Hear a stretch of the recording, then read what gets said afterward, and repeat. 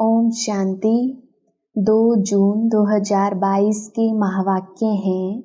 मीठे बच्चे, सत्य बाप तुम्हें सब सत्य सुनाते हैं। ऐसे सच्चे बाप से सदा सच्चे रहना है। अंदर में कोई भी झूठ कपट नहीं रखनी है। प्रश्न: संगम पर तुम बच्चे किस कंट्रास्ट को अच्छी तरह से जानते हो? उत्तर: ब्राह्मण क्या करते और शूद्र क्या करते, ज्ञान मार्ग क्या है और भक्ति मार्ग क्या है, उस जिस्मानी सेना के लिए युद्ध का मैदान कौन सा है और हमारा युद्ध का मैदान कौन सा है, यह सब कंट्रास्ट तुम बच्चे ही जानते हो। सतयुग अथवा कलयुग में इस कंट्रास्ट को कोई नहीं जानते। गीत: माता ओ माता। ओम शांति। यह है भारत माताओं की महिमा। जैसे परमपिता परमात्मा शिव की महिमा है। सिर्फ एक माता की महिमा तो चल ना सके, एक तो कुछ कर ना सके, जरूर सेना चाहिए। सेना बिगर काम कैसे चले? शिव बाबा है एक, वह एक ना हो तो माताएं भी ना हो, ना बच्चे हों, ना ब्रह्मा कुमार और कुमारियां हो। मेजॉरिटी माताओं की है, इसलिए माताओं को ही महिमा दी गई है। भारत माताएं जो शिव शक्ति गुप्त सेना है और अहिंसक हैं, कोई भी प्रकार की हिंसा नहीं करती हैं। हिंसा 2 प्रकार की होती है, एक है काम कटारी चलाना, दूसरा है गोली आदि चलाना, क्रोध करना, मारना आदि। इस समय जो भी जिस्मानी सेनाएं हैं वह दोनों हिंसा करती हैं। आजकल बंदूक आदि चलाना माताओं को भी सिखाते हैं। वह है जिस्मानी सेना की माताएं और यह है रूहानी सेना की दैवी संप्रदाय वाली माताएं। वह कितनी ड्रिल आदि सीखती हैं। तुम शायद कभी मैदान में गई भी नहीं हो। वह बहुत मेहनत करते हैं, काम विकार में भी जाते हैं। ऐसे कोई मुश्किल होंगे जो शादी नहीं करते होंगे। उस मिलिट्री में भी बहुत सीखते रहते हैं। छोटे छोटे बच्चों को भी सिखाते हैं। वह भी सेना है, यह भी सेना है। सेना का तो गीता में अच्छा ही विस्तार लिखा हुआ है, परंतु प्रैक्टिकल में क्या है यह तो तुम ही जानते हो कि हम कितने गुप्त हैं। शिव शक्ति सेना क्या करती है? विश्व का मालिक कैसे बनते हैं? इसको कहा जाता है युद्ध स्थल। तुम्हारा युद्ध का मैदान भी गुप्त है। मैदान इस मांडवे को कहा जाता है। आगे माताएं युद्ध के मैदान में नहीं जाती थी, अभी यहाँ से पूरी भेंट होती है। दोनों सेनाओं में माताएं हैं, उनमें मेजॉरिटी पुरुषों की है, यहाँ मेजॉरिटी माताओं की है। कंट्रास्ट है ना, ज्ञान मार्ग और भक्ति मार्ग का। यह लास्ट कंट्रास्ट है।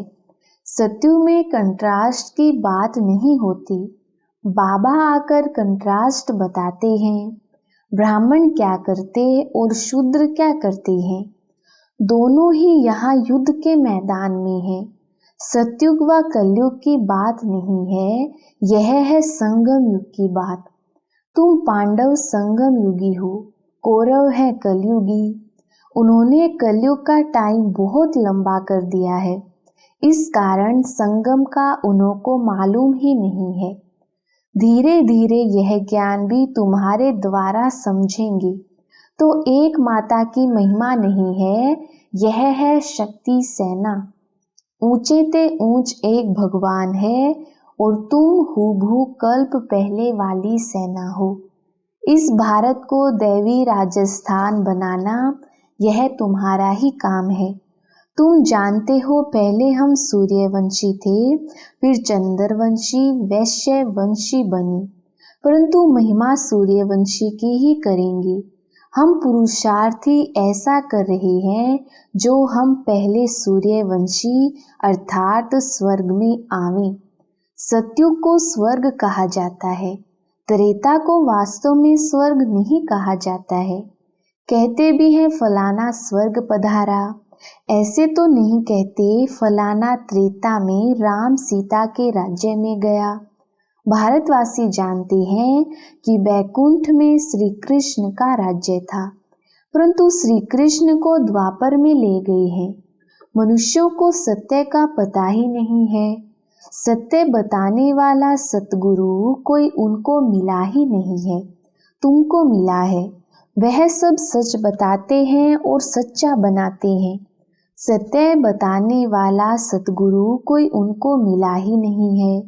बच्चों को कहते हैं, बच्चे तुम कभी भी झूठ कपट नहीं करना, तुम्हारा कुछ भी छिपा नहीं रहेगा। जो जैसा कर्म करते हैं ऐसा पाते हैं।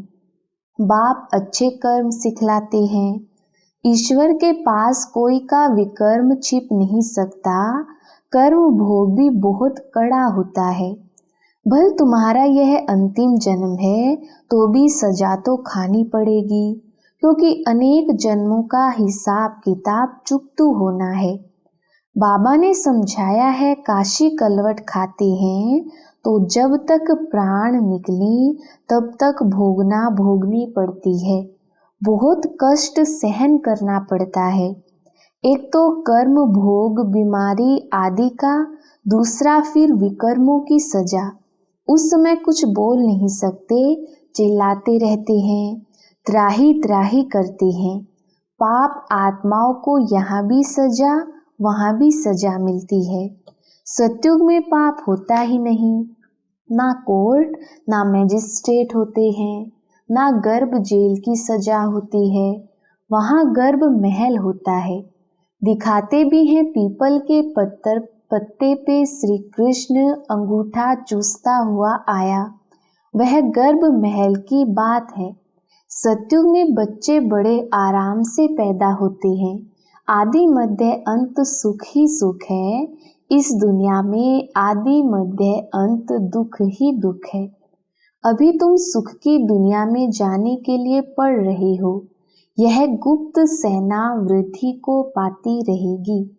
जितना जो बहुतों को रास्ता बताएंगे वह ऊंच पद पाएंगे। मेहनत करनी है याद की। बेहद का वर्षा जो मिला था वह अब गवाया है, अब फिर से पा रहे हैं।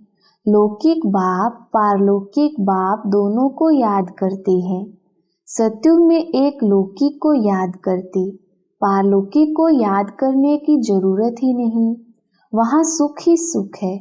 यह ज्ञान भी भारतवासियों के लिए है और धर्म वालों के लिए नहीं है। परंतु जो और धर्मों में कन्वर्ट हो गए हैं वह निकल आएंगे, आकर योग सीखेंगे। योग पर समझाने के लिए तुमको निमंत्रण मिलता है तो तैयारी करनी चाहिए। समझाना है, क्या तुम भारत का प्राचीन योग भूल गए हो? भगवान कहते हैं मन मना भव। परम पिता परमात्मा कहते हैं निराकारी बच्चों को कि मुझे याद करो तो तुम मेरे पास आएंगे। तुम आत्मा इन ऑर्गन्स से सुनती हो, मैं आत्मा इन ऑर्गन्स के आधार से सुनाता हूँ। मैं सबका बाप हूँ, मेरी महिमा सब गाते हैं। सर्वशक्तिमान, ज्ञान का सागर, सुख का सागर, आदि आदि। यह भी टॉपिक अच्छी है। शिव परमात्मा की महिमा और कृष्ण की महिमा बताओ। अब जज करो कि गीता का भगवान कौन। यह जबरदस्त टॉपिक है, इस पर तुम्हें समझाना है। बोलो हम जास्ती समय नहीं लेंगे, 1 मिनट दें तो भी ठीक है। भगवानुवाच मन मना भव। मामेकम याद करो तो स्वर्ग का वर्षा मिलेगा। यह किसने कहा? निराकार परमात्मा ने ब्रह्मा तन द्वारा ब्राह्मण बच्चों को कहा। इनको ही पांडव सेना भी कहते हैं। रूहानी यात्रा पर ले जाने के लिए तुम पंडे हो। बाबा निबंध देते हैं, उनको फिर कैसे रिफाइन कर समझाएं, सो बच्चों को ख्याल करना है। बाप को याद करने से मुक्ति जीवन मुक्ति का वर्षा मिलेगा। हम ब्रह्मा कुमार और कुमारियां हैं। वास्तव में तुम भी हो, परंतु तुमने बाप को पहचाना नहीं है। तुम बच्चे भी परमपिता परमात्मा द्वारा देवता बन रहे हो। भारत में ही लक्ष्मी नारायण का राज्य था। छोटे छोटे बच्चे बुलंद आवाज से बड़ी बड़ी सभा में समझाएं तो कितना प्रभाव पड़ेगा। समझेंगे ज्ञान तो इनमें है। भगवान का रास्ता यह बताते हैं।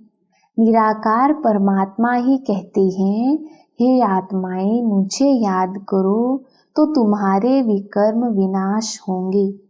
गंगा स्नान तीर्थ आदि जन्म जन्मांतर करते करते पतित ही बनते आए। भारत की ही चढ़ती कला उतरती कला है। बाप राजयोग सिखलाकर चढ़ती कला अर्थात स्वर्ग का मालिक बनाते हैं। फिर माया रावण नरक का मालिक बनाती है तो उतरती कला कहेंगे ना। जन्म बाय जन्म थोड़ी थोड़ी उतरती कला होती जाती है। ज्ञान है चढ़ती कला, भक्ति है उतरती कला। कहते भी हैं भक्ति के बाद फिर भगवान मिलेगा, तो भगवान ही ज्ञान देंगे ना। वही ज्ञान का सागर है। ज्ञान अंजन सतगुरु दिया, अज्ञान अंधेर विनाश। सतगुरु तो एक परमपिता परमात्मा ही है। महिमा सतगुरु की है, ना कि गुरु की। गुरु लोग तो ढेर हैं, सतगुरु तो एक है। वही सदगति दाता पतित पावन लिबरेटर है। अभी तुम बच्चे भगवानुवाद सुनते हो। मामेकम याद करने से तुम आत्माएं शांति धाम चली जाएंगी। वह है शांति धाम, वह है सुख धाम और यह है दुख धाम। क्या इतना भी नहीं समझते? बाप ही आकर पतित दुनिया को पावन दुनिया बनाते हैं। तुम जानते हो बेहद का सुख देने वाला बेहद का बाप ही है। बेहद का दुख रावण देते हैं, वह है बड़ा दुश्मन। यह भी कोई को पता नहीं है कि रावण राज्य को पतित राज्य क्यों कहा जाता है। अब बाप ने सारा राज हमको समझाया है। हरेक में यह 5 विकार प्रवेश हैं, इसलिए 10 शीश वाला रावण बनाते हैं। यह बात विद्वान पंडित नहीं जानते हैं। अब बाप ने समझाया है राम राज्य कब से कहाँ तक चलता है। यह बेहद की हिस्ट्री ज्योग्राफी समझाते हैं। रावण है बेहद का दुश्मन भारत का। उसने कितनी दुर्गति की है। भारत ही हैविन था जो भूल गए हैं। अभी तुम बच्चों को बाप की श्रीमत मिलती है। बच्चे बाप को याद करो। अलफ और बे परमपिता परमात्मा स्वर्ग की स्थापना करते हैं। रावण फिर नरक स्थापन करते हैं।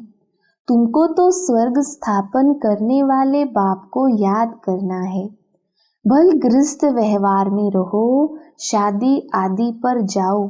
जब फुर्सत मिले तो बाप को याद करो। शरीर निर्वाह अर्थ कर्म करते हुए जिसके साथ तुम्हारी सगाई हुई है उसे याद करना है। जब तक उनके घर जाएं तब तक भल तुम सब कर्तव्य करते रहो, लेकिन बुद्धि से बाप को भूलो नहीं। अच्छा, मीठे मीठे सिकिलधे बच्चों प्रति माता पिता बाप दादा का याद प्यार और गुड मॉर्निंग। रूहानी बाप की रूहानी बच्चों को नमस्ते। हम रूहानी बच्चों की रूहानी बाप दादा को याद प्यार गुड मॉर्निंग और नमस्ते जी। धारणा के लिए मुख्य सार। पहला पॉइंट, सजाओं से छूटने के लिए अपने सब हिसाब किताब चुकतू करनी है। सच्चे बाप से कुछ भी छिपाना नहीं है। झूठ कपट का त्याग करना है। याद की यात्रा में रहना है। दूसरा पॉइंट, जैसे बाप अपकारियों पर भी उपकार करते हैं, ऐसे सब पर उपकार करना है। सबको बाप का सत्य परिचय देना है। वरदान। ईश्वरीय संस्कारों को कार्य में लगाकर सफल करने वाली सफलता मूर्त भव। विस्तार। जो बच्चे अपने ईश्वरीय संस्कारों को कार्य में लगाते हैं उनके व्यर्थ संकल्प स्वतः खत्म हो जाते हैं। सफल करना माना बचाना या बढ़ाना, ऐसे नहीं पुराने संस्कार ही यूज करते रहो और ईश्वरीय संस्कारों को बुद्धि के लॉकर में रख दो। जैसे कईयों की आदत होती है अच्छी चीजें व पैसे बैंक अथवा अलमारियों में रखने की, पुरानी वस्तुओं से प्यार होता है वही यूज करते रहते। यहाँ ऐसे नहीं करना। यहाँ तो मनसा से, वाणी से, शक्तिशाली वृत्ति से अपना सब कुछ सफल करो तो सफलता मूर्त बन जाएंगे। स्लोगन। बाप और मैं, यह छत्र छाया साथ है तो कोई भी विघ्न ठहर नहीं सकता। सभी ब्राह्मण बच्चों प्रति विशेष अटेंशन। परमात्म महावाक्य। एक बल एक भरोसा, अर्थात सदा निश्चय हो कि जो साकार की मुरली है वही मुरली है, जो मधुबन से श्रीमत मिलती है वही श्रीमत है। बाप सिवाय मधुबन के और कहीं मिल नहीं सकता। सदा एक बाप की पढ़ाई में निश्चय हो। मधुबन से जो पढ़ाई का पाठ जाता वही पढ़ाई है, दूसरी कोई पढ़ाई नहीं। अगर कहाँ भोग आदि के समय संदेशी द्वारा बाबा का पाठ चलता है तो यह बिल्कुल रॉन्ग है, यह भी माया है। इसको एक बल एक भरोसा नहीं कहेंगे। मधुबन से जो मुरली आती है उस पर ध्यान दो, नहीं तो और रास्ते पर चले जाएंगे। मधुबन में ही बाबा की मुरली चलती है, मधुबन में ही बाबा आते हैं। इसलिए हर एक बच्चा यह सावधानी रखे, नहीं तो माया धोखा दे देगी। अच्छा, ओम शांति।